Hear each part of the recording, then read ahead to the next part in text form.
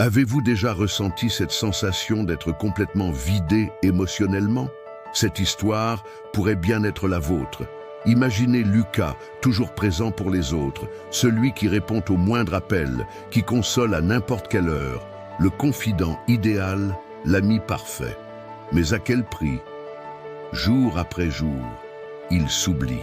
Il se perd dans les besoins des autres, convaincu que son dévouement est la mesure de son affection, jusqu'au jour où le vide s'installe, cette réalisation brutale que personne n'est là quand c'est lui qui sombre.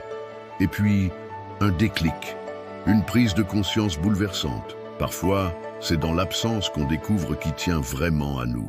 Sans drama, sans explication interminable, Lucas choisit de s'éloigner. Un retrait salvateur. Ce silence, d'abord effrayant, devient son refuge. Une pause nécessaire pour se retrouver, pour écouter enfin sa voix intérieure. Certains s'inquiètent, le cherchent, d'autres ne remarquent même pas son absence. C'est fascinant comme la distance agit comme un filtre naturel. Elle révèle ceux qui méritent vraiment notre énergie, notre temps, notre amour.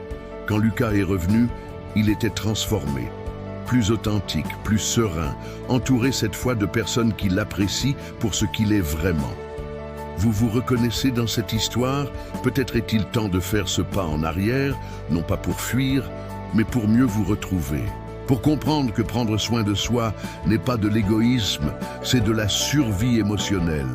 Si vous traversez cette période, sachez que vous n'êtes pas seul. N'hésitez pas à partager votre expérience en commentaire. Votre témoignage pourrait être la lumière dont quelqu'un a besoin aujourd'hui. Si cette histoire vous a touché, abonnez-vous à la chaîne pour plus de contenus qui font réfléchir et qui libèrent. Activez la cloche pour ne rien manquer.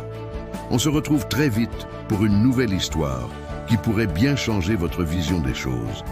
Prenez soin de vous, c'est le plus beau cadeau que vous puissiez vous faire.